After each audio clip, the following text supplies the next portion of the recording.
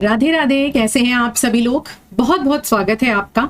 तो आज हम अपनी पोइट्री सीरीज की वीडियो नंबर 3 जो है वो करने चल रहे हैं, जिसमें कि हम जॉन मिल्टन को करेंगे, क्योंकि विलियम शेक्सपियर के 2 सोनेट्स ही प्रिस्क्राइब थे पोइट्री सेक्शन में। वो दोनों हमने कंप्लीट कर लिए हैं, 29 एंड 138। पूरा डिटेल से जो भी उसमें से पूछा जा सकता है सब कुछ आपने देखा है तो बहुत अच्छी बात है, नहीं देखा है तो आप जाके प्लेलिस्ट में चेकआउट कर सकते हैं। इस वीडियो में क्या होने वाला है ये पहले मैं आपको बता देती हूँ, फिर वीडियो को स्टार्ट करते हैं, ताकि आपको भी आइडिया रहे कि आखिरकार हम इस पूरे वीडियो में देखने क्या वाले हैं। तो हम इस वीडियो में जो ऑन हिज ब्लाइंडनेस है जॉन मिल्टन की, उसका लाइन बाय लाइन आपको जो है वो मैं एक्सप्लेनेशन देने वाली हूँ। सॉरी, उसके बाद मैं आपको जो है एज यूजुअल उसकी जो मीटर है, जो राइम है, जो भी स्टैंजा फॉर्म है, ये सारी चीजें बताने वाली हूँ। फिगर ऑफ स्पीच आपको बताने वाली हूँ कौन सी यूज हुई है, और साथ ही साथ हल्का सा एक्सप्लेनेशन जो भी फिगर ऑफ स्पीच यूज हुई है उसकी भी दूंगी, क्योंकि अभी मैंने फिगर ऑफ स्पीच नहीं पढ़ाया है तो मैं ये प्रेडिक्ट करके नहीं चल सकती कि आपको पता है। मैं मानती हूँ आपको पता होगा, लेकिन मुझे अपने साइड से एक्सप्लेन करना पड़ेगा।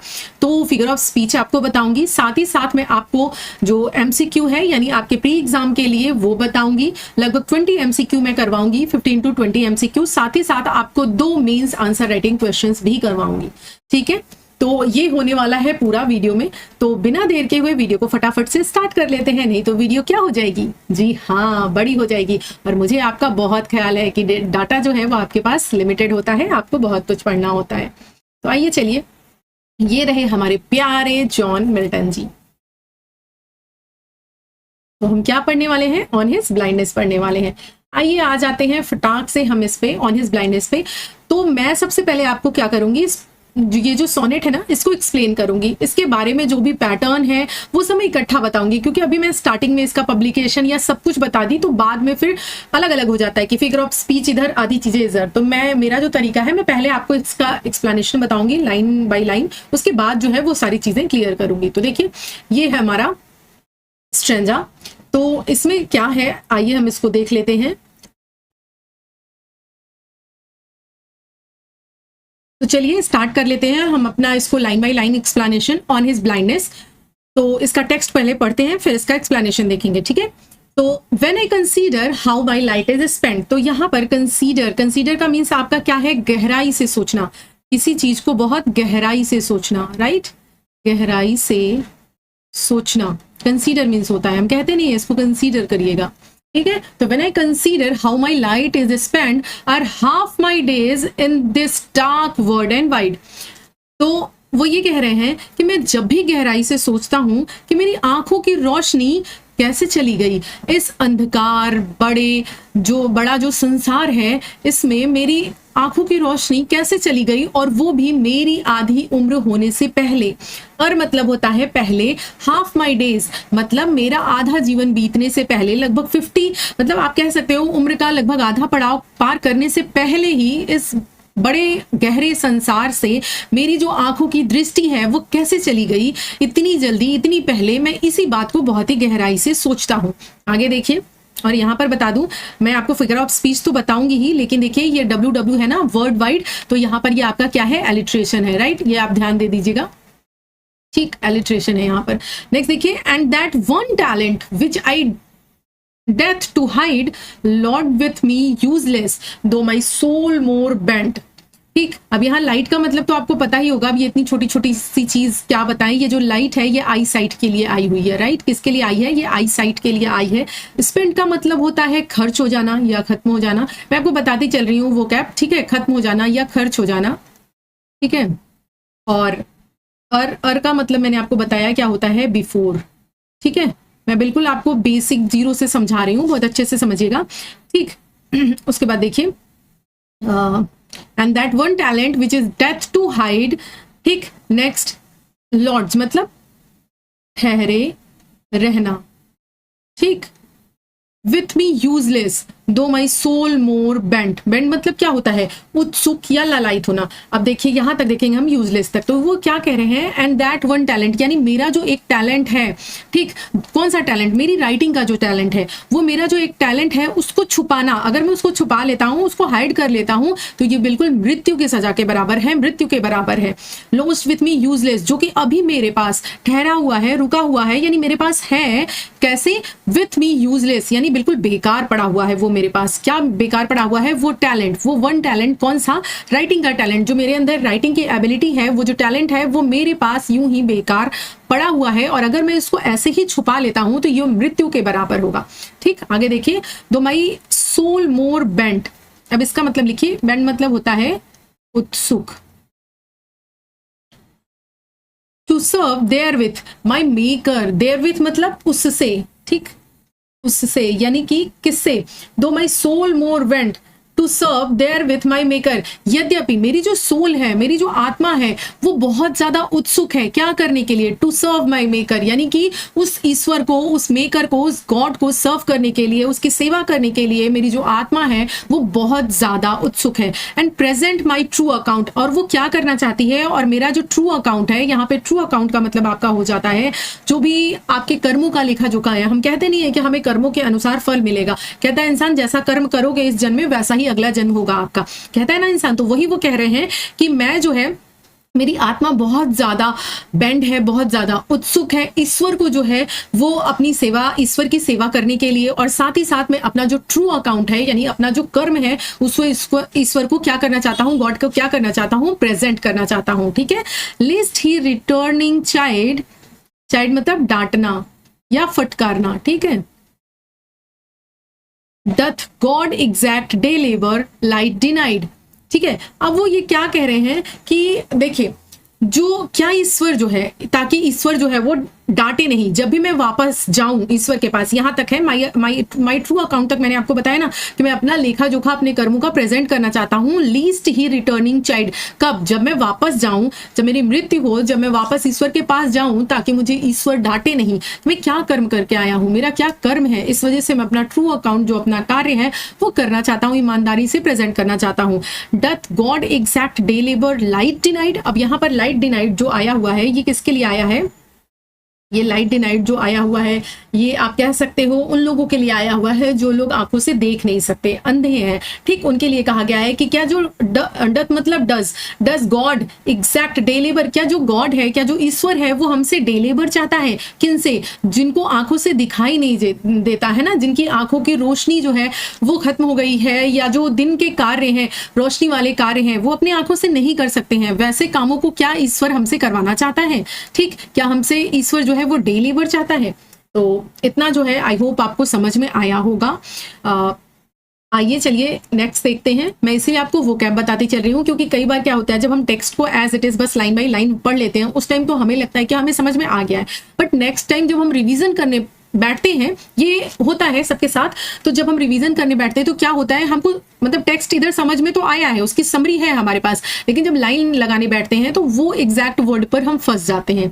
ठीक, तो इसीलिए मैं आपको इसका जो मीनिंग है वो जो है वो बताते चल रही हूँ, ठीक है, ताकि आपको जो है इस नोट डाउन कर लीजिएगा और आपको प्रॉब्लम ना हो। आगे देखिए, आई फाउंडली आस्क, फाउंडली मतलब बहुत ही प्यार से, राइट, बहुत ही प्यार से, यानी मैं बहुत ही प्यार से पूछता हूं ये बात, किससे, गॉड से, मैं बहुत ही प्यार से गॉड से ये बात पूछना चाहता हूं। पीछे आइए देखिए जरा सा, ये देखिए ये क्वेश्चन मार्क लगा है ना, तो ये आपका कैसा क्वेश्चन है, ये जो क्वेश्चन मार्क लगा हुआ है ये आपका एक रिटोरिकल क्वेश्चन है। रिटोरिकल क्वेश्चन मैंने आपको कल भी एक्सप्लेन किया था कि क्या होता है।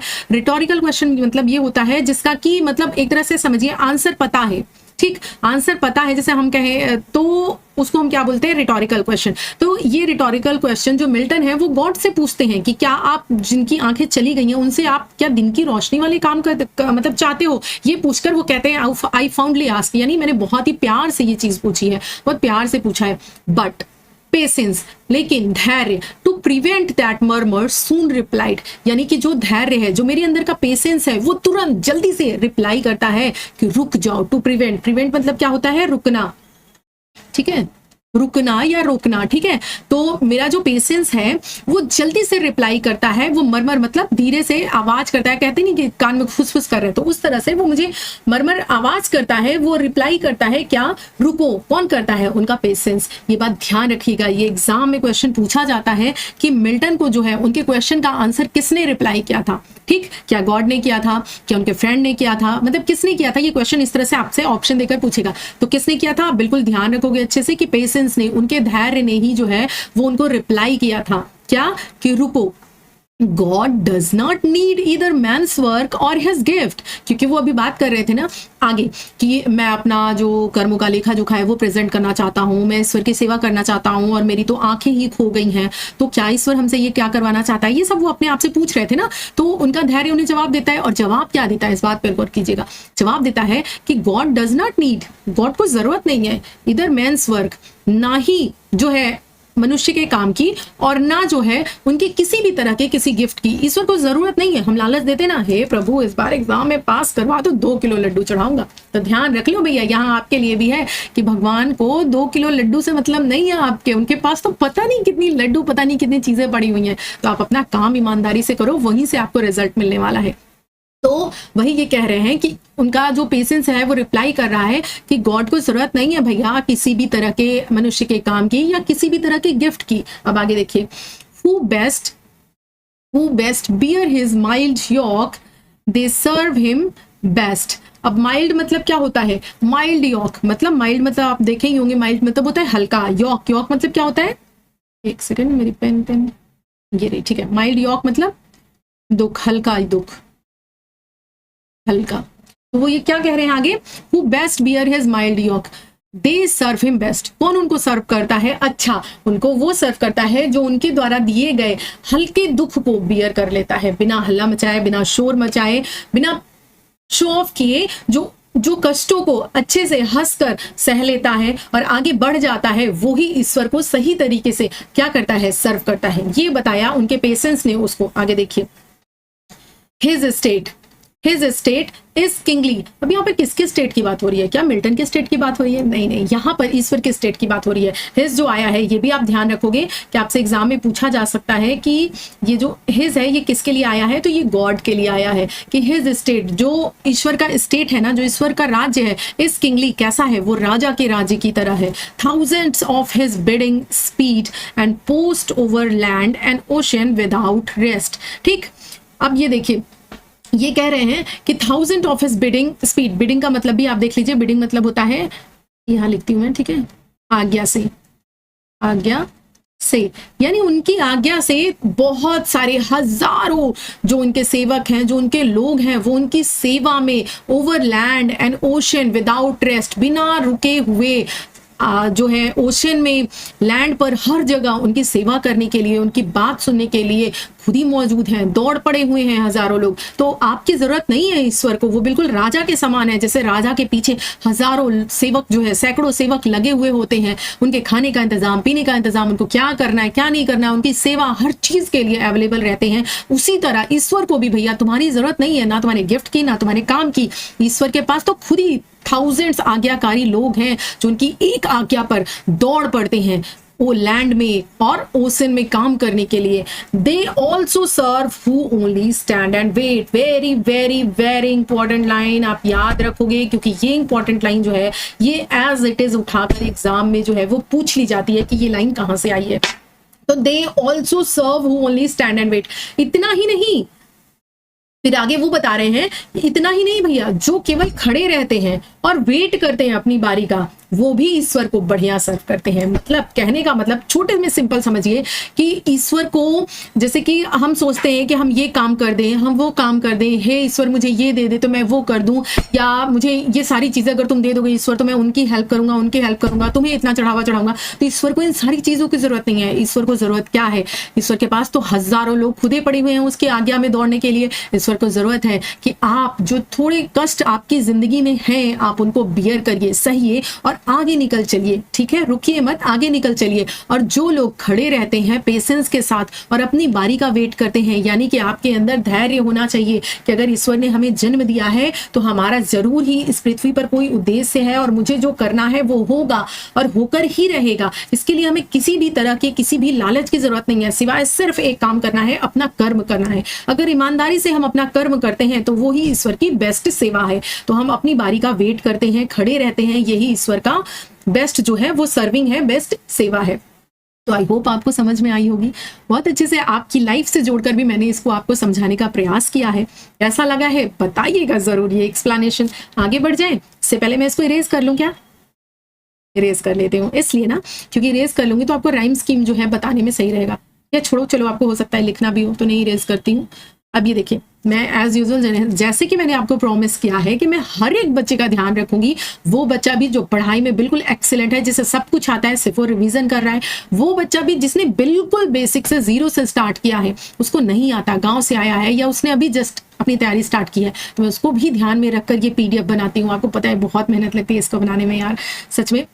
मतलब ये शोल्डर्स वगैरह में ना पेन होने लगता है। खैर मैं आपको यहाँ पे एक्सप्लेन नहीं कर रही हूँ, मतलब वो मेरा टास्क है, मेरी ड्यूटी है, मुझे करना है तो मैं कर रही हूँ, चाहे जितना भी मेहनत लगे। बस हाँ ये है कि अगर आपका दिल करे, आपको चीज़ें पसंद आए तो आप लाइक कर दीजिएगा, इससे मुझे बहुत बहुत बहुत खुशी मिलेगी। तो देखिए ये रहा आपका हिंदी एक्सप्लेनेशन, इसको आप पढ़ लीजिएगा, ठीक है। जब मैं सोचता हूँ कि मेरा प्रकाश किस तरह से समाप्त हो गया इस अंधेरी और विशाल दुनिया में, अपने आधे जीवन को बिताए बिना ही, यानी मैंने अभी अपना आधा जीवन भी नहीं बिताया और इस विशाल और अंधकारमयी दुनिया से मेरा जो प्रकाश है वो समाप्त हो गया, मेरी आंखों की रोशनी खो गई। वह एक प्रतिभा, लिखने की मेरी जो एबिलिटी है, मेरी जो क्वालिटी है, उसको छिपा लेना ना पाप है, यानी कि मुझे लिखना है। अब मेरे भीतर वो प्रतिभा, वो टैलेंट क्या है, बेकार पड़ा है। हालांकि मेरी आत्मा ईश्वर की सेवा करने के लिए उत्सुक है, आतुर है कि मैं अपना जो सच्चा हिसाब है उसको दूं, कहीं वो लौट कर जब मैं जाऊं तो कहीं मुझसे नाराज ना हो जाए। क्या ईश्वर अंधे लोगों से भी इस तरह के काम की अपेक्षा करता है? अब देखिए भैया मजेदार बात, ना ना भैया बिल्कुल नहीं करता। सरलता से मैं ये बात पूछता हूँ, लेकिन मेरा जो धैर्य है, मेरा एक गुण है, मेरी क्वालिटी है, वो मुझे अंदर से बिल्कुल बेचैनी जो मेरे अंदर है उसको रोक देता है और तुरंत जवाब देता है, ईश्वर को जरूरत नहीं है तुम्हारे काम की, ना तुम्हारे उपहारों की। जो लोग उसकी इच्छा को सहनशीलता स्वीकार करते हैं, आपके जीवन में जो भी आया है, आपको समझना है कि ये ईश्वर की इच्छा है और उसको प्रसाद पर्यंत ग्रहण कर लेना है और आगे अपने कर्मों को करते रहना है। वही ईश्वर की उत्तम सेवा है।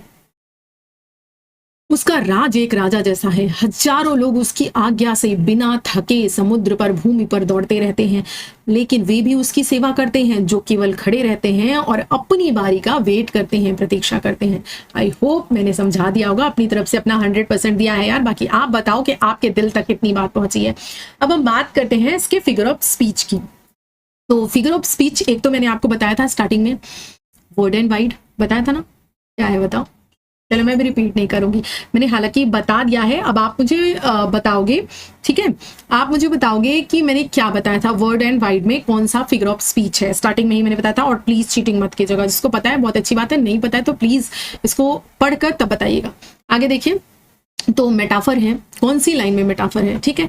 ये जो आपकी लाइन आई हुई है, that one talent which is death to hide, नहीं सॉरी ये वाली लाइन है, ठीक है, उसमें भी है, लेकिन पहले इसमें देखिए, when I consider how my light is spend. अब यहाँ पर लाइट जो है वो किस चीज के लिए आया है, किस चीज का उससे कंपैरिजन हो रहा है। सिमिली और मेटाफर तो आपने देखा ही होगा कि कंपैरिजन होता है, ठीक है, और वो लाइक जो सिमिली है उसमें हम लाइक का यूज करते हैं, सो का यूज करते हैं, लेकिन जो मेटाफर है उसमें हम डायरेक्टली कंपैरिजन करते हैं, लाइक और सो एज का यूज नहीं करते हैं, ठीक। तो यहाँ पर मेटाफर है, क्योंकि ये जो लाइट आया हुआ है ना, ये प्रकाश के लिए नहीं है, ये एक्चुअली जो लाइट है वो विजन के लिए है, आई साइट के लिए है, आंखों की रोशनी के लिए आया हुआ है। तो इसलिए ये यहाँ पर क्या हो गया, मेटाफर हो गया, आंखों की रोशनी को इस लाइट से कंपेयर किया गया है। तो I hope it is clear to you. आइए नेक्स्ट है, that one talent which is death to hide. अब यहाँ पर ये जो टैलेंट आया है, किस टैलेंट की बात कर रहे हैं, वो एक पोएटिक टैलेंट की बात कर रहे हैं, जो उनके अंदर राइटिंग की एबिलिटी है वो उसकी बात कर रहे हैं भैया, कि जो मेरे अंदर टैलेंट है लिखने का, ठीक, उसको यहाँ पर वो लिख भी तो सकते थे कि माई पोइटिक टैलेंट, माई पोइटिक स्किल, लेकिन इन्होंने उसके लिए उस अपनी पोइट्री की या जो वर्क लिखने की जो स्किल है उनके अंदर, जो राइटिंग स्किल है, उसको इन्होंने वन टैलेंट जो है वो कहा है। तो ये किस लिए कहा है, क्योंकि इन्होंने यहाँ पर मेटाफर का यूज किया है, ठीक। अब देखिए एक चीज और बताऊंगी, यहाँ पर अभी आपको, आप आगे देखोगे कि यहाँ पर आपको अल्यूजन भी देखने के लिए मिलेगा, ठीक। वो क्या है, अब ये जो देखिए, ये जो वन टैलेंट है, ये किस चीज की बात हो रही है, ये बाइबल का रेफरेंस है। अब देखिए बाइबल में किसका रेफरेंस है, to the biblical parable of the talent, ठीक। इस टैलेंट की बात की गई है और ये रेफरेंस लिया गया है कहाँ से, बाइबल से। ध्यान रखोगे, बहुत ही इंपॉर्टेंट है ये। आ जाओ भैया आगे हम बात करने वाले हैं पर्सोनिफिकेशन की, जो कि बड़ा ही मजेदार होता है। अब देखिए हमने वो लाइन पढ़ी थी ना, क्या था, सून पेशेंस रिप्लाइज, है ना। तो उनका जो धैर्य है वो उत्तर देता है। क्या आपका धैर्य भी उत्तर देता है?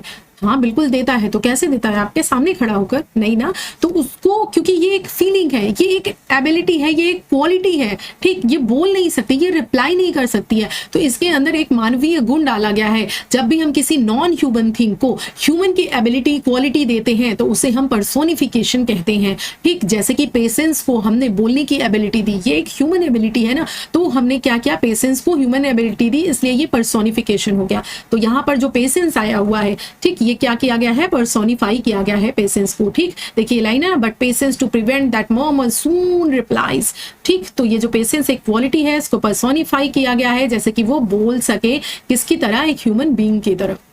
आगे बढ़े, लेकिन यार मुझे प्यास लगी है, सो मैं जस्ट एक घूंट पानी पीती हूँ, तब तक आप जो है थोड़ी सांस ले लो, नहीं तो कहोगे कि मैम जो है वो ब्रेक भी नहीं देती हैं।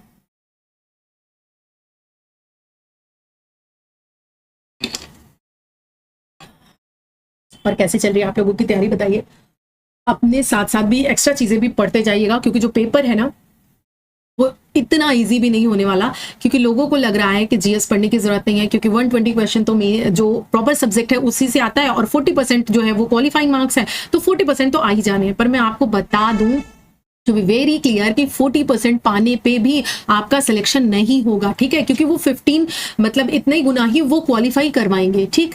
तो इतने लोग ही तो पास हो गए, तो इसके लिए आपको जीएस में भी मेहनत करनी है, बिल्कुल भ्रम मत रखिए, जीएस में मेहनत करिए और एक स्ट्रेटेजी के साथ पढ़िए, क्योंकि जीएस बहुत बड़ा, बहुत वास्ट है। अगर आप सोचो कि एक एक चीज इतने कम टाइम में पूरी अच्छी बुक से कवर कर ली, तो वो थोड़ा मुश्किल है, ठीक। तो इसलिए उसको एक स्मार्ट तरीके से, एक स्मार्ट अप्रोच के साथ उसको कवर कीजिए, वहां से कुछ मार्क्स मिल जाएंगे ना, तो इधर से अगर कुछ नंबर कम भी पड़ गए तो वो उसको बैलेंस कर लेगा। तो इसको अच्छे से पढ़िए और मेहनत खूब करिए, क्योंकि सीटें बहुत कम है। इंग्लिश में गर्ल्स के लिए 113 है और बॉयज के लिए आई थिंक 540 या 42 समथिंग ऐसा ही है।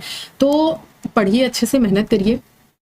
देखिए नेक्स्ट क्या है, अल्यूजन। मैंने बात की थी ना कि अल्यूजन की बात की गई है। अब दैट वन टैलेंट, ये वन टैलेंट जो है ये क्या है, ये रेफरेंस है, बाइबल से रेफरेंस है, क्या, बाइबलिक, एक मिनट ये पेन सही चलती नहीं कई बार, पैरेबल ऑफ टैलेंट, ठीक, मैथ्यू 25 लाइन कौन सी है, 40 to 30, where a servant is punished for hiding his talent instead of using it. क्या रेफरेंस है, रेफरेंस ये है कि बाइबल के, ये जो आपको दिया हुआ है चैप्टर, यहाँ से पेज, यहाँ से ये रेफरेंस लिया गया है कि जो मैथ्यू होता है ना, उसके पास जो टैलेंट होता है वो उसको जो है हाइड करता है, यूज करने की बजाय वो उसको यूज नहीं करता उस टैलेंट को। यानी कि आपके अंदर ईश्वर कुछ तो टैलेंट देकर भेजा होगा ना, हर एक इंसान के अंदर कोई ना कोई गुण तो जरूर होता है, उसके अंदर खामियां हैं तो गुण भी जरूरत है आपको उसको खोजने की। तो वो क्या किया, अपना जो टैलेंट है उसको यूं ही वेस्ट जाने दिया, लाइफ में उसको यूज नहीं किया, तो इसके लिए उसको क्या है, पनिश किया गया था, पनिशमेंट मिली थी। तो इसीलिए यहाँ पर दैट वन टैलेंट की इन्होंने बात की है, कौन सा, वो वाला वन टैलेंट जिसके लिए उसको पनिश किया गया था। वैसे ही मैं अपनी इस टैलेंट को, जो राइटिंग टैलेंट है, इसको जो है मैं बिल्कुल भी छुपाना नहीं चाहता, मैं वो पनिशमेंट नहीं चाहता। तो ये रेफरेंस कहाँ से लिया गया है, वहां से लिया गया। आई होप क्लियर होगा। आगे देखिए, माई ट्रू अकाउंट। अब ये किस अकाउंट की बात हो रही है, देखिए, Also ये biblical allusion है, reference to the idea of giving an account of one's deed to God। अब हम ये जो बातें करते हैं कि तुमने जो जैसा करेगा वैसा भोगेगा, पिछले जन्म में जो तुमने किया है वो इस जन्म में मिल रहा है, इस जन्म में जो तुम करोगे वो तुम्हें अगले जन्म मिलेगा, ये सब चीजें हमने कहाँ से सुनी है, अपने धार्मिक ग्रंथों से ना, बाइबल से, गीता से, कुरान से, यही सबसे सुना है ना। तो वही चीज, वो उसी की बात कर रहे हैं कि माई ट्रू अकाउंट, कौन सा अकाउंट भैया, जो मेरा कर्मों का लेखा जोखा है। तो ये रेफरेंस कहाँ से, ये भी ऑल्सो बाइबल से लिया गया है। आइए नेक्स्ट देखिए, इसके बारे में तो मैंने आपको बता ही दिया था वहां पर, लेकिन थोड़ा सा एक्सप्लेन कर दे रही हूँ फिर से।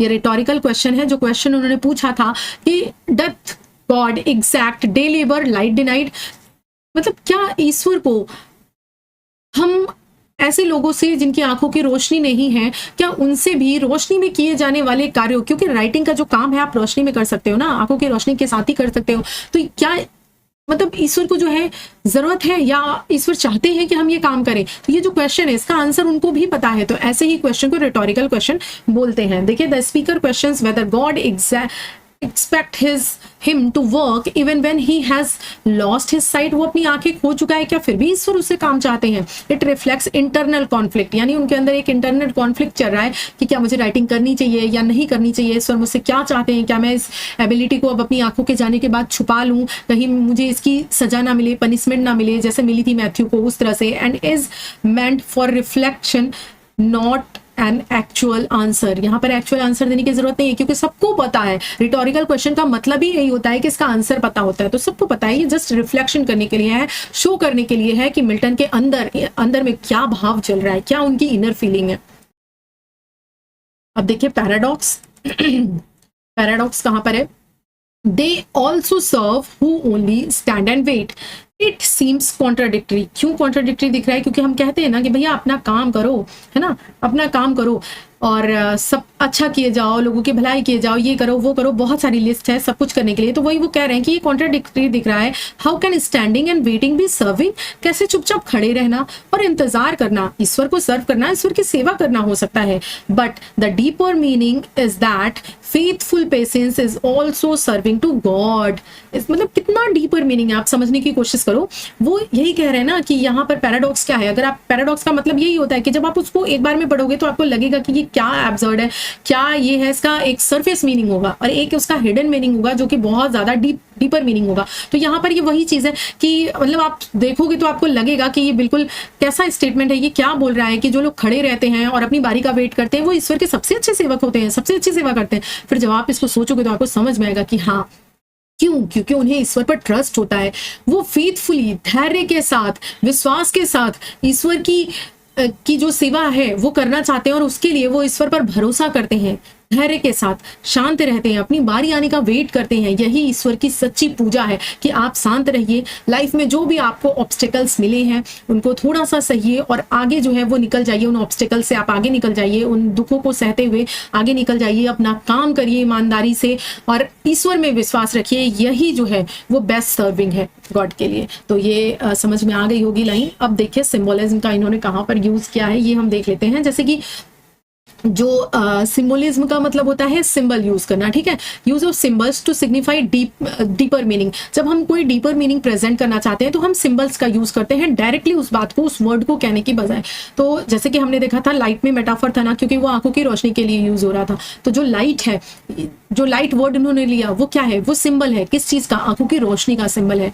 आंखों की रोशनी के सिंबल के रूप में इन्होंने वहां पर प्रेजेंट किया है। तो ये क्या है? सिंबोलिज्म है। यॉक, यॉक मतलब क्या होता है? मैंने अभी आपको बताया था ना, यॉक, यॉक का मतलब होता है एक बर्डन, ठीक, एक बोझ, ड्यूटी और burden that one bear in devotion to God. यानी कि गॉड के डिवोशन में जो बियर करता है, सहता है उस बोझ को, वही जो है क्या है? यॉक है। आगे देखिए किंगली स्टेट, यानी कि symbol of God's divine authority. God की जो डिवाइन अथॉरिटी है उसको सिंबलाइज करने के लिए उन्होंने किंगली स्टेट, राजा के स्टेट का एक एग्जाम्पल प्रस्तुत किया है, एक सिंबल दिया है ताकि आप समझ सको। वरना वो इस तरह से कहते, डायरेक्टली कहते तो क्या आप समझ पाते? हालांकि समझ जाते क्योंकि हमने इतना सब कुछ सुना देखा है, लेकिन उनको तो बताना है ना। जैसे मैं यहाँ पर मानकर चल रही हूँ कि मुझे बिल्कुल जीरो से समझाना है, तो वैसे ही जो आपका ऑथर है वो भी ये मानकर चल रहा है कि आपको बताना है कि राजा का जो स्टेट है वो, मतलब गॉड का जो स्टेट है वो दिखता कैसा है, बिल्कुल राजा की तरह दिखता है। जैसे राजा के लिए लोग दौड़ते रहते हैं बिल्कुल वैसा ही दिखता है। तो यहाँ पर इन्होंने सिंबलिज्म का यूज किया है। ये देखिए, ये मैंने आपको एक फ्लो चार्ट दे दिया है। अगर आपने वो डिटेल मैंने बताया उतना वैसा नहीं पढ़ना है, क्योंकि डिटेल तो मैं इसलिए ले आती हूँ ताकि आप उसको बहुत अच्छे से समझ सको। वैसा नहीं पढ़ना है तो आप अपनी कॉपी में, क्योंकि आप एक बार समझ चुके हो तो आप अपनी कॉपी में ना ये चार्ट बना लो, ये आप फ्लो चार्ट बना लोगे। और ये देखिए स्पेस ना होने की वजह से ये थोड़ी चीजें नीचे आ गई हैं। वैसे मैं हाथ से छू रही हूँ यार, ऐसा लग रहा है जैसे मतलब हाथ दिखेगा, क्या ही है। ये देखिए मेटाफर है ना, तो ये यहाँ होना चाहिए पूरा, तो ये नीचे आ गया है। पर्सोनिफिकेशन है, अल्यूजन है, रिटोरिकल क्वेश्चन है एंड पैराडॉक्स है, सिंबोलिज्म है, तो ये नीचे आ गया है स्पेस नहीं होने की वजह से, ठीक है। तो इसको आप नोट डाउन कर लीजिएगा, ये मैं ऑलरेडी इसका डिस्कशन कर चुकी हूँ।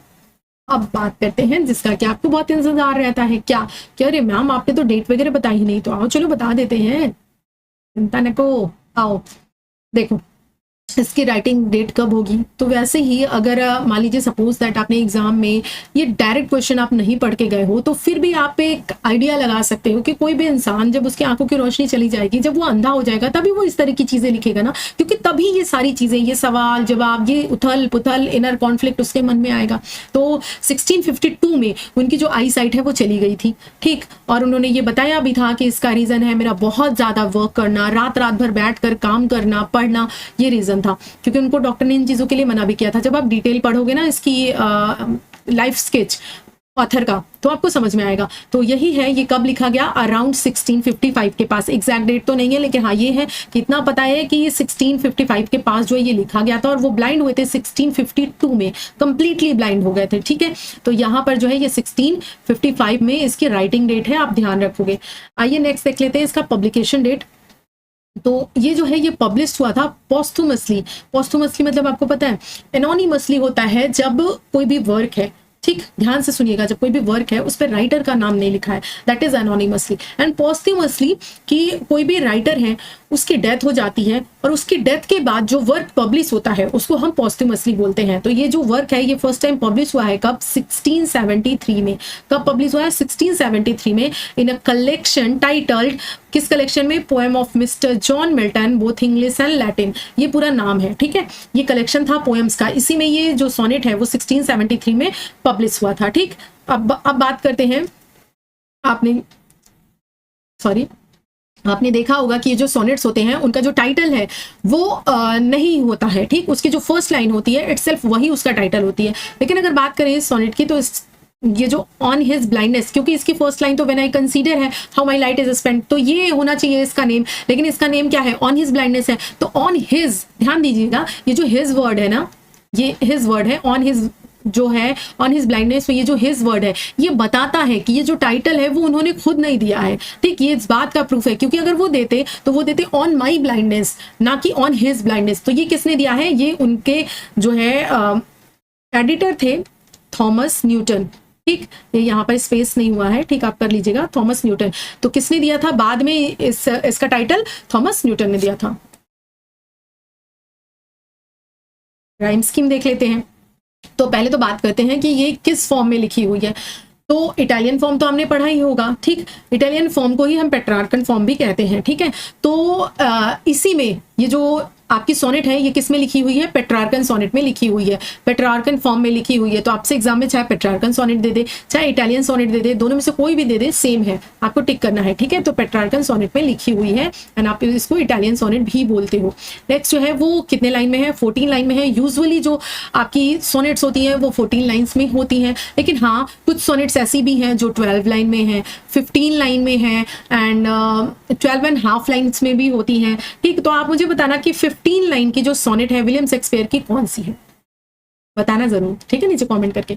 तो अब आइए देखिए राइम स्कीम की बात करते हैं। तो इसकी जो राइम स्कीम है पेट्रार्कन सोनेट की वही है कि ABBA CD। अब इसकी ट्रिक तो वो उन लोगों के लिए मास्टरी होगी जो लोग ऑलरेडी पहले से तैयारी कर रहे हैं, तो इसकी ट्रिक तो उनको पता ही है, अब्बा अब्बा सीधे सीधे, ठीक है। तो ABBA अब्बा अब्बा, ठीक। तो ये इसकी ट्रिक है, जो लोग नए हैं वो इस चीज को ध्यान रख लें। अब अगर हम इसको ब्रेक डाउन करते हैं, ये देखें तो ऑक्टेव जो है वो स्टार्टिंग की 8 लाइन है ऑक्टेव, ठीक। एक सेकंड रुकिए, इसको सही कर लूं मैं राइटिंग पैड को, राइट, ठीक। तो ये जो ऑक्टेव है ये स्टार्टिंग की 8 लाइन की राइम स्कीम क्या है, ABBA, राइट। और जो सेस्टेट होता है 6 लाइन वो क्या है, CD, ठीक। अब इसको आप पोएम में कर लीजिएगा, नहीं तो मैं फिर से जाऊंगी अगेन लौट कर टेक्स्ट पे और आपको समझाऊंगी तो वीडियो लेंदी हो जाएगा, ठीक, फिर आपको ही प्रॉब्लम होगी। अब ये हैं आपके क्वेश्चंस को देख लें। गर्मी लग रही है।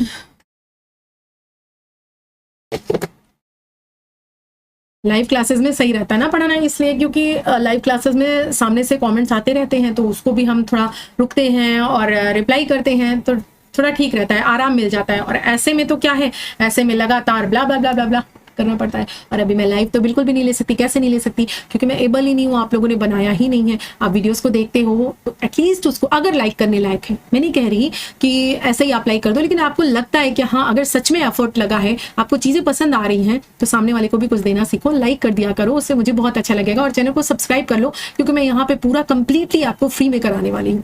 तो चलिए बातें बहुत हो गई, आइए स्टार्ट करते हैं।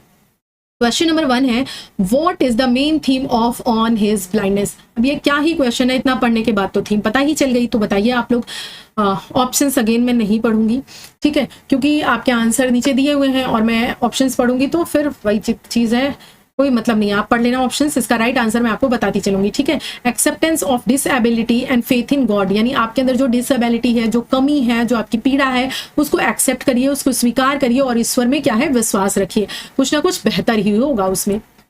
आगे देखिए, the poetic form is on his blindness written in, किसमें लिखी है? अभी जस्ट आपको मैंने बताया किसमें, पेट्रॉर्कन या इटालियन सोनेट में लिखी हुई है। उसकी राइम स्कीम क्या है? A B B A C D, ऐसे ही बार बार बोला कीजिए चीज, ठीक है? मैं जैसे पढ़ा भी रही हूँ तो बार बार जितना मौका मिले चीजें बोलते रहिए, जितना आप बोलेंगे ना आपको बिल्कुल यहाँ पे सेट हो जाएगा, एग्जाम में प्रॉब्लम नहीं आएगी।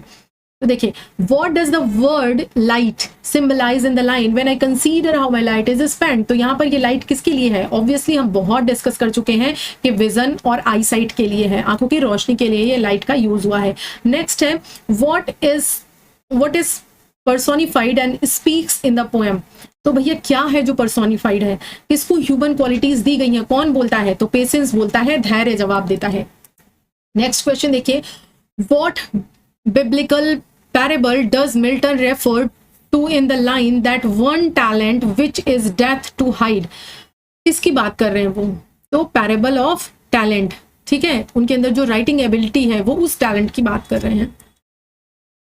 What question does the speaker ask in line 7? Line 7 में वो कौन सा क्वेश्चन पूछ रहे हैं? तो वो पूछ रहे हैं ना कि क्या भैया ईश्वर ऐसे हम जैसे अंधे लोगों से भी दिन की रोशनी वाला काम चाहता है? यही क्वेश्चन तो पूछ रहे थे ना, जो रेटोरिकल क्वेश्चन था। Does God demand work from a blind man? Next question है, what is the famous concluding line of poem? तो बहुत ही इजी है एंड बहुत ही फेमस है, ये तो याद होनी ही चाहिए। तो they also serve who only stand and wait, option number B. आपको ये जो फॉर्मेट है वो पसंद तो आ रहा है ना? एक बार मुझे आप लोग बताते चलिएगा, क्योंकि चीजें आपके मन के अकॉर्डिंग हो रही है या नहीं ये आप मुझे बताएंगे तो ही मैं समझ पाऊंगी। फॉर्मेट इन द सेंस जैसे मैं क्वेश्चन देकर आंसर दे रही हूँ कि आपके लिए ओके है या नहीं, या फिर मैं आंसर लिखूं ही नहीं, मैं बताती जाऊं। तो बताना आप जरूर कि कैसा आपके लिए ईजी रहेगा। मैं कोशिश करती हूँ कि ऐसी पीडीएफ बनाऊं ताकि बाद में भी आपको प्रॉब्लम ना हो। What is the rhyme scheme of the poem? कई बार डिस्कस कर चुके हैं, ठीक? अब्बा ओके। नेक्स्ट जो है, मीटर कौन सा यूज हुआ है? तो आइएम्बिक पेंटामीटर यूज हुआ है। लास्ट टाइम भी आपको मैंने बताया था आइएम्बिक पेंटामीटर क्या होता है, अनस्ट्रेस्ड फॉलोड बाय स्ट्रेस्ड, ठीक? कब लिखी गई है? when was the poem on his blindness written? कब ये लिखी गई है? तो अराउंड 1655, क्योंकि 1652 में वो कंप्लीटली ब्लाइंड हो गए थे, उसके बाद ही उन्होंने लिखा था। and on his blindness what theological concept does Milton grapple with most directly? अब बताइए क्या जो है वो कॉन्सेप्ट है? तो आंसर आपका क्या हो जाएगा? God's justice in the face of suffering, theodicy, ठीक? इस कॉन्सेप्ट को, इस थियोलॉजी को वो आपको प्रेजेंट करना चाह रहे हैं, डायरेक्टली बता रहे हैं थियोडेसी को। इसका मतलब क्या है कि जो गॉड का न्याय है, आप जो भी दुख फेस कर रहे हो उसमें उस पर आप ट्रस्ट करो और आगे बढ़ो। यही जो थियोलॉजी है वो प्रेजेंट कर रहे हैं। आगे देखिए, what literary device is used in the line that one talent which is death to hide? ये तो आप लोगों को मैंने बताया ही है कि इसमें क्या है आपका मेटाफर एंड जो है क्या है, अल्यूजन है। क्योंकि मैंने बताया था ना ये जो वन टैलेंट है ये क्या है, ये अल्यूजन है। कहाँ से लिया गया है? बाइबल से अल्यूजन लिया गया है, ठीक है? नेक्स्ट आपका जो ये पोएटिक एबिलिटी है ये किसके लिए आया हुआ है? और ये जो वन टैलेंट है ना इसमें मेटाफर भी है, क्योंकि ये वन टैलेंट किसके लिए है? पोएटिक एबिलिटी के लिए है, ठीक? आइए देखिए, the phrase they also serve who only stand and wait implies what about Milton's view of divine service? Divine service यानी जो ईश्वर है उसके बारे में उनका क्या व्यू है? इस लाइन के द्वारा वो क्या बताना चाह रहे हैं? तो उनका व्यू क्या है कि passive obedience can be as valuable as active labour, यानी कि जिस तरह आप एक्टिवली जो काम कर रहे हैं ईश्वर के लिए, उसी तरह जो पैसिव ओबीडियंस है यानी शांत रहकर आप ईश्वर में जब विश्वास करते हैं और अपना काम करते जाते हैं, वो भी इक्वली वैल्यूएबल है ईश्वर की नजरों में।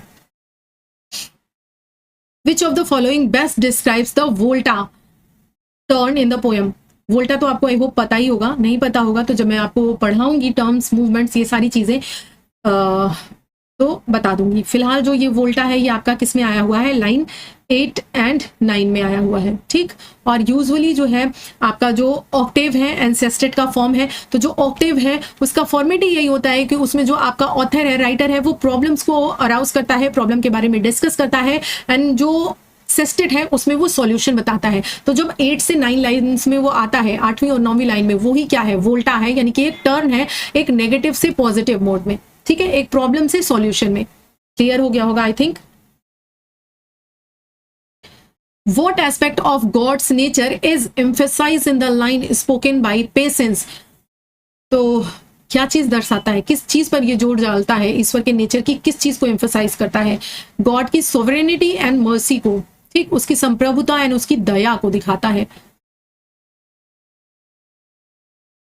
आगे देखिए, What poetic function does patience serve in the structure of sonnet? ये भी आपको पता ही है कि it serves as a personified voice of reason and theological reflection, ठीक है। ये अभी आगे ही जस्ट 2-3 क्वेश्चन पहले मैंने इसको बहुत अच्छे से डिस्कस किया है, ठीक।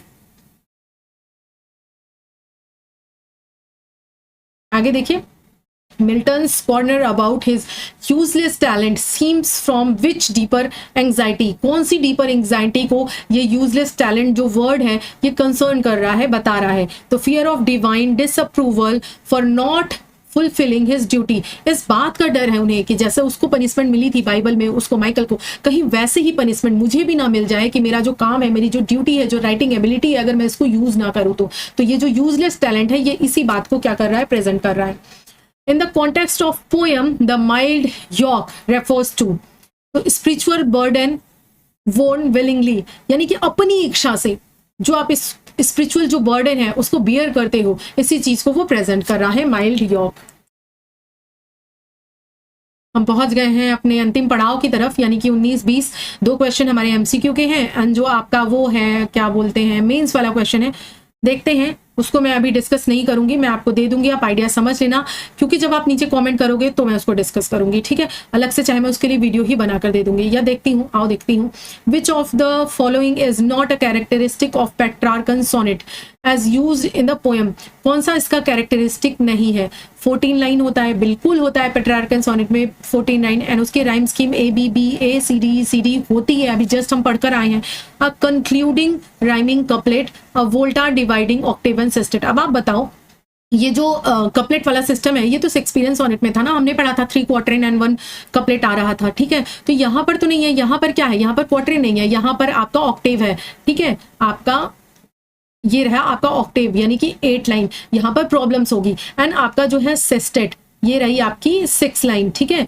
ये आपका क्या हो गया, सेस्टेट हो गया। तो ये वाली क्वालिटी तो होती है, क्योंकि वोल्टा आता है यहाँ पर, ये जो 8वीं और 9वीं लाइन है यहीं पर आपका जो वोल्टा है, ये जो टर्न है वो प्रेजेंट होता है। वहां पेशेंस से प्रेजेंट हो रहा था ना जब पेशेंस रिप्लाइड था, तो ये चीज देखिए, ये आपका क्या है, ये है। तो आंसर आपका क्या हो जाएगा, C, यानी कि ये राइमिंग कपलेट इसकी क्वालिटी नहीं है पेट्रार्कन सोनेट की, ये स्पेंसरियन सोनेट की क्वालिटी है। आगे देखिए, लास्ट क्वेश्चन है, the speakers internal conflict in on his blindness reflects which border theme of Milton's life and work? किस चीज को रिफ्लेक्ट कर रहा है? तो वो रिफ्लेक्ट कर रहे हैं the conflict between free will and divine will. Free will मतलब उनकी क्या इच्छा है, वो क्या चाहते हैं, एक तरफ वो, दूसरी तरफ वो कि ईश्वर की क्या इच्छा है। ईश्वर की इच्छा में ईश्वर ने जो भी हमें लाइफ में दिया है उसमें विश्वास करना और आगे बढ़ना, इन दोनों के बीच में उनके मन में क्या है, कॉन्फ्लिक्ट है। इसी इनर कॉन्फ्लिक्ट को वो उस क्वेश्चन के माध्यम से और एक पूरी सोनेट के माध्यम से क्या कर रहे हैं, प्रेजेंट कर रहे हैं। तो ये हो गया आपका पूरा एमसीक्यू। और central idea of John Milton's poem on his blindness, central idea मान लीजिए आपसे एग्जाम में पूछ दिया और 125 क्वेश्चन वर्ड्स में लिखने के लिए कहा, तो कुछ ऐसा आप लिखोगे, ठीक।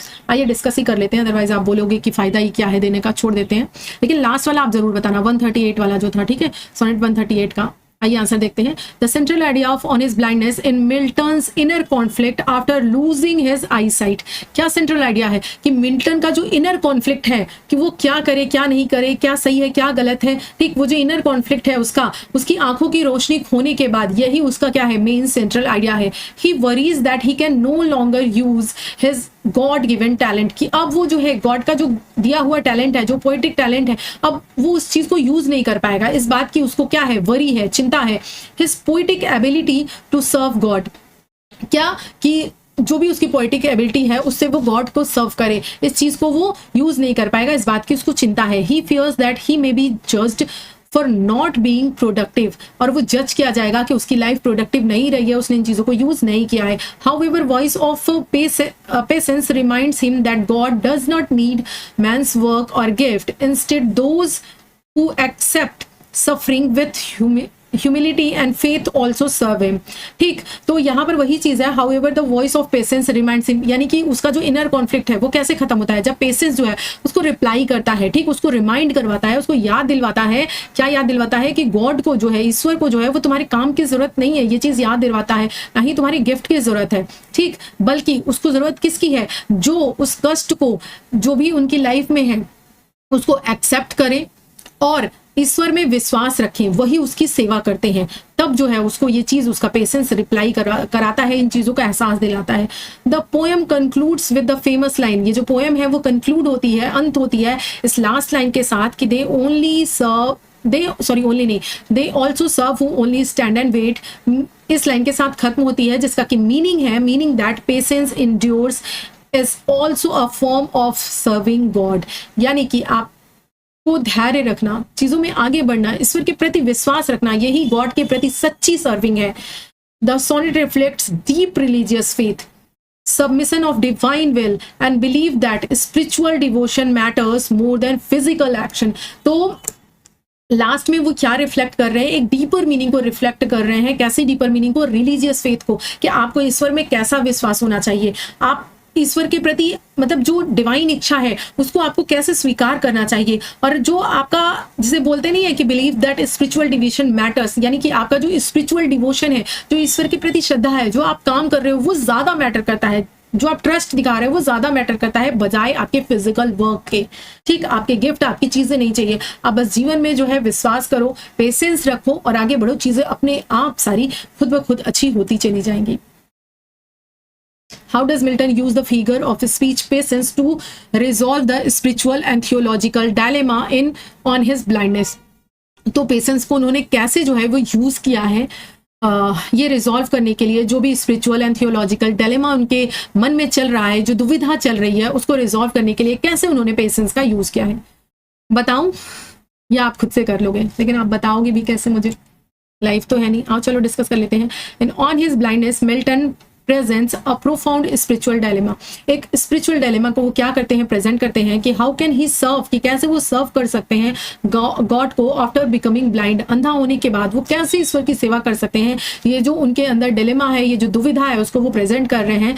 And unable to use his poetic talent, और वो एबल नहीं है अपने पोएटिक टैलेंट को यूज करने के लिए। The personified figure of patience emerges as a voice of inner wisdom, ये जो पेशेंस है ना, ये इनकी इनर विजडम की तरह, इनर विजडम की आवाज की तरह, वॉइस की तरह क्या करता है, इमर्ज होता है, यानी कि क्या करता है, आंसर करता है, रिप्लाई करता है, ऑफरिंग अ थियोलॉजिकल रिजोल्यूशन। और क्या ऑफर करता है, ये जो इनका इनर कॉन्फ्लिक्ट था उसको इनका पेशेंस जो है वो रिप्लाई करता है और एक थियोलॉजिकल इनको रिजोल्यूशन देता है, एक सॉल्यूशन देता है कि क्या करना है। पेशेंस, एक second, Patience counters Milton's fear of divine judgment by asserting that God does not require active labor from everyone। वो जो उनका पेशेंस है वो क्या बताता है कि डरो मत, है ना, फियर ऑफ डिवाइन जजमेंट से, ईश्वर का जो जजमेंट है जिससे तुम डर रहे थे, जो अल्यूजन मिला था ना, क्या बोलते हैं, पोएम में आपने देखा था जो रेफरेंस था, तो वो डर रहे थे ना, तो वही कह रहा है, उनका पेशेंस उन्हें जवाब दे रहा है कि तुम्हें डरने की जरूरत नहीं है। क्यों? क्योंकि गॉड को तुम्हारे फिजिकल लेबर की जरूरत नहीं है, फ्रॉम एवरीवन, किसी के भी फिजिकल लेबर की जरूरत नहीं है गॉड को। Instead true serving lies in submitting to God's will with humility and faith, true even in suffering, यानी जब आप कष्ट में भी हो, जब आप पीड़ा में भी हो, तब भी आप ईश्वर की इच्छा पर भरोसा रखो, ठीक, फेथ दिखाओ, यही ईश्वर के प्रति सच्ची सर्विंग है। ये क्या है, पेशेंस जो है इसी तरीके से सॉल्व कर रहा है स्पिरिचुअल जो इनका कॉन्फ्लिक्ट है, उसको स्पिरिचुअल एंड थियोलॉजिकल जो डायलेमा है बीच में, उसको क्या कर रहा है, सॉल्व कर रहा है। The idea that they also serve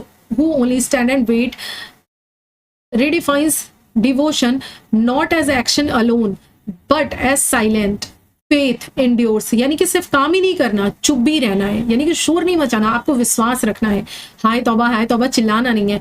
patience दस रिप्रेजेंट्स स्पिरिचुअल मेच्योरिटी, जो पेशेंस है वो स्पिरिचुअल मेच्योरिटी को प्रेजेंट करता है, दिखाता है।